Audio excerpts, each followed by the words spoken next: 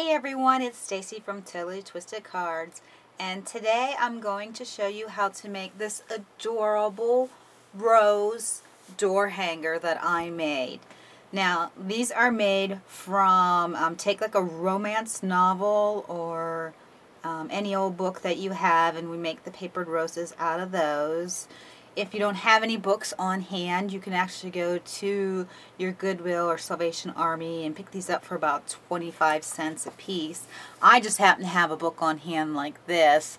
I accidentally bought two of these. My daughter was reading them, so I took the extra one and I thought, well, I'll use that as my paper for my roses. As you can see, I used about that much paper to make this particular one, and it does take a lot of roses, and I made roses in varying sizes. And then I also made these stick pins that are on there, so I'll show you how to make those too. So let me move this to the side. Now, I couldn't find a heart form that I liked, so I made my own heart form. I just used the foam poster board that you can get at any department or craft store, and I took a piece of 8.5 by 11 paper or cardstock, whatever you want to use, and I just did the old trick of cutting it in half, made a shape that I liked, and then I transferred that over to the poster board. And then I cut out the center kind of the same way. I took the center out of my template and then laid that in the center and then cut that out too. And I just used my X-Acto blade to cut that out with, and a glass cutting board, but if you have a mat or whatever, that'll work. So I basically got this rough shape to work with, and then I took a fingernail file and kind of filed down all the edges because they were a little ragged, and the foam inside didn't cut very smoothly, so I had to smooth that down too. So the next part of this would be to make the roses. So to make the roses, how I make them is I take, and I make varying sizes of these. So you take a couple sheets. I saw some places on the internet where people were taking 3 sheets, but for me, 4 seemed to work really good for the larger size ones. And you just rip them out, and then just from doing so many of them, I know what size they need to be. If I cut, I guess that's 2/3 of the paper, I can make a large one out of 2/3 of the paper, and then I can make a medium size one out of the other third of the paper, using all 4, but if I use just 2 sheets, then I can make a really small one. So that gave me the 3 sizes that I needed. So the next thing I need to do is to draw a circle on here, because that's going to be the area or my guide for cutting. Now, I see some places where people will cut the spiral the whole way in. To me, it was a lot easier if I just cut, used the circle to make the big cut, and then just kept an eye on the edge around it. So I just cut the circle out. Again, this is just how I preferred to do it. You may have another way you like. Okay?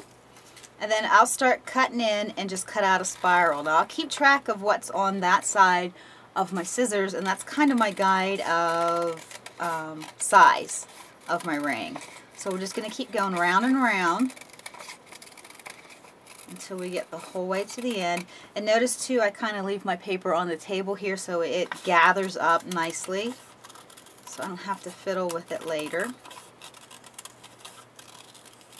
Again, just keep going around and around. Let that paper on the table also go round and round. And then as we get into the center here, you'll notice the paper on the table doesn't want to roll so well. I have to help it along. And we're going to leave a small circle on the end here, and that's what we'll use to glue it when we're done.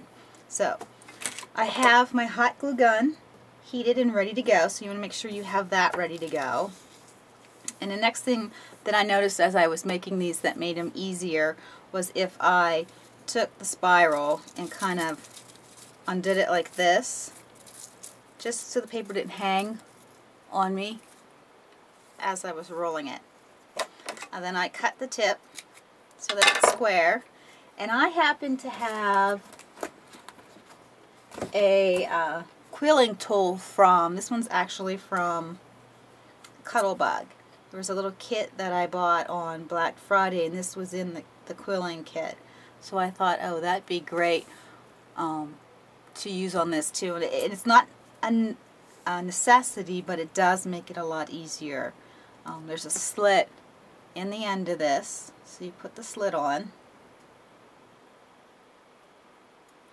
Sometimes it's a little hard for me to get all the pages in, but you get the slit in there, and then towards the bottom, you need to wiggle this towards the bottom, and then basically I just start rolling. Okay? And again, you'll do a bunch of these and then you'll get used to doing them. And what I found that was the easiest for me is if I just tried to keep the top of this aligned, the papers didn't separate quite as much as they did if I focused on the bottom of this rose. So again, this tool makes it a lot easier to roll, but you don't necessarily need to have one. You can roll them by hand. And in fact, when these papers get a little bit too much to handle, you'll see me switch off of this, or I'll try to keep it on as long as I can, and then still wrap it by hand but keeping it on it. So we'll go ahead and finish this out as best as we can. Doesn't have to be perfect. Again, no two roses are ever going to be the same that you make, and you don't want them to be, because that's the beauty of it. They all look different. And I'm coming up towards the end of this, so it gets a little hard to roll towards the end on the large ones. The small ones, I found out I can roll them completely to the end, not a problem. So I'll just wrap the rest of this by hand, but I'm keeping this on. And the reason I'm keeping that on is because it helps to keep it tight as I'm adjusting it. So we'll just roll this the whole way around, and then as we get to the end here, you can see sometimes the papers get out of whack. That end piece will be what we glue down. So usually at this point I will I try and keep the stick on as long as I can because this helps in this part. I will adjust this flower and make it as big as I want. I don't know if you can see, or as small as I need, just by untwisting it a little bit. So see, I'm coming again. I don't know if you can see it. Let me see if I can zoom in a little bit better for you guys. I'll untwist, just till I get this to where, you know, I think it's going to be a nice size rose. And then all you have to do is pull that off. Keeping my finger on the center there so it doesn't all undo. So I'll keep my finger on the center, and I'll move it off the table, hold it upside down, my finger's still on it, hold it upside down, lift up those back couple of pieces, and I'll throw some glue. See that underneath there? I'll throw some hot glue in there to hold that together. So let's go ahead and do that. I put a good fair amount on, hold it down, and then because I had 4 sheets, I actually have to go through and glue the next couple of sheets down. So I just kind of wiggle this in there, put a dab of glue down, and then smash it down. Okay, so that's pretty much it. And then you have your rose. See how pretty? Oh, it's coming undone. I didn't push it hard enough.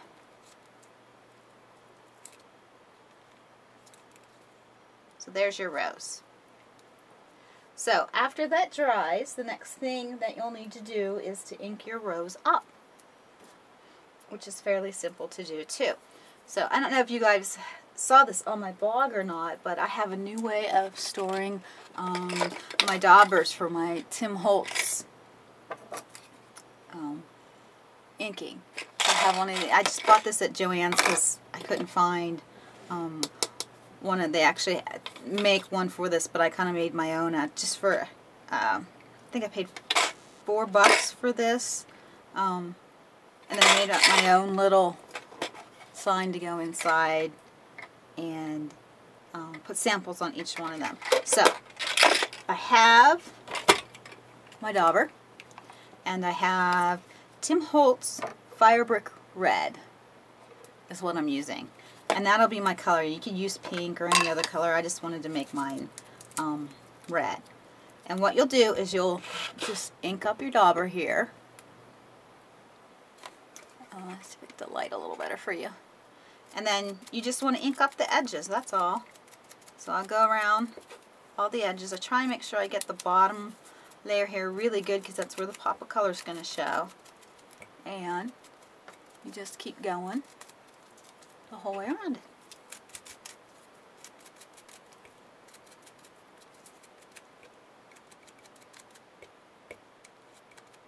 And I'll twist it to get the center one.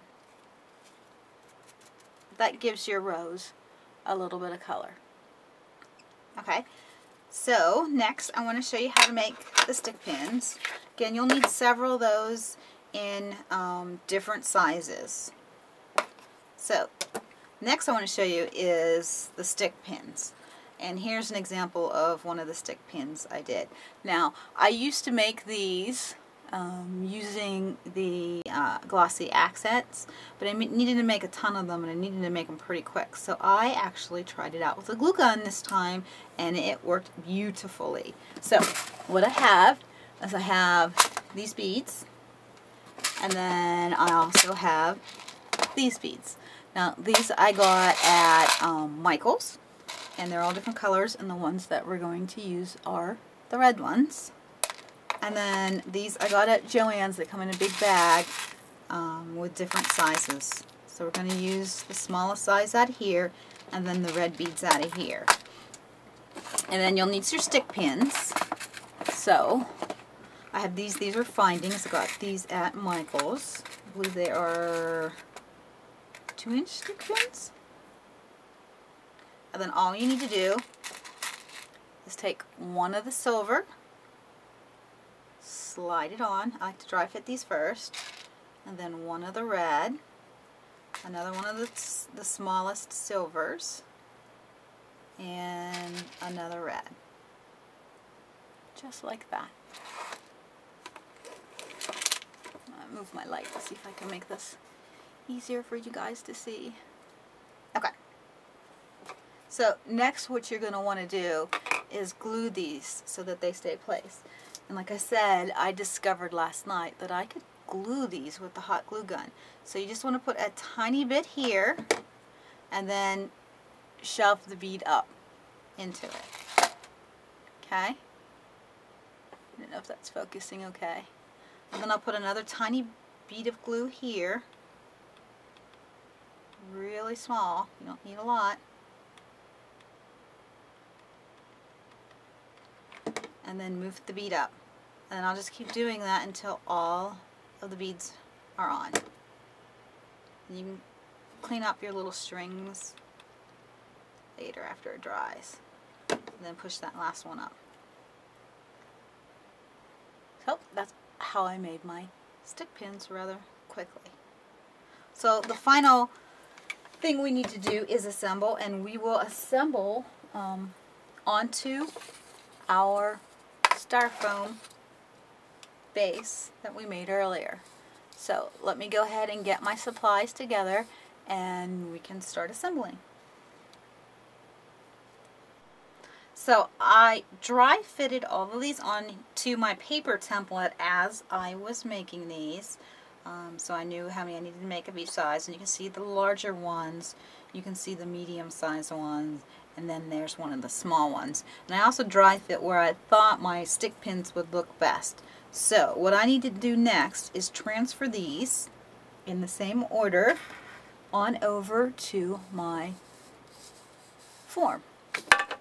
And I'm just going to do that with hot glue. So I'll go ahead and start with one, and I'm starting up here in the center, and I'll put some hot glue on my rose, and then I will stick it on here,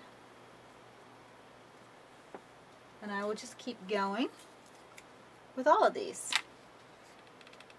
it's a good idea to make a couple extra ones, because as you put these on here and you're putting them on nice and snug and tight, you might find out that you really need to have a couple more. And I want to make sure too that I see the least amount of this white frame as I have to. So I'm going to go ahead and dry fit a couple more of these, and then I may fast forward through to the end and show you what it looks like when it's all done, and then we'll put the ribbon on. Now for the stick pins, I want to make sure that I put them in as I'm putting the flowers on, because it'll be too tough to put them on afterwards. So just putting a little bit of glue on the stick pin itself, and then tucking that up in wherever I want it to lay. I thought that would just give it a nice pop if I put my stick pins in there.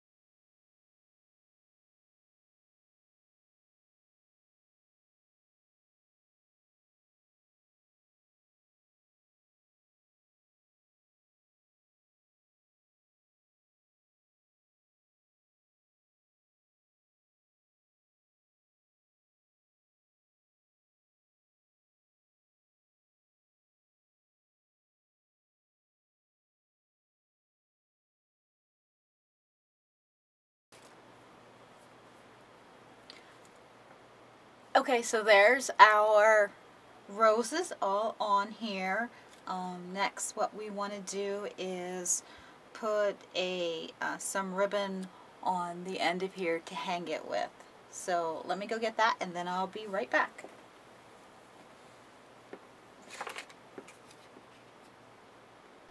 Okay, here's our final product, our heart-shaped door hanger that we created roses from pages of a romance novel. I did go ahead and I added this ribbon as the hanger for it. I also added some charms here. These charms came from Blue Moon, and then of course I had to finish it off with a heart that I hand cut and stamped with a Pink by Design stamp. I got these last year. The one that I use says I heart you. These are awesome. So I went and I stamped that on there because that goes with the theme of everything was hearts. So I'm going to use this for Valentine's Day decoration on my door. I love to put door hangers up on all the interior doors in my house, and this will be going up on one of them. So I hope you enjoyed this project today. I normally do cards, so this was something a little different for me. I hope to do more non-card projects in the future. So we'll see you later. Have a happy crafty day.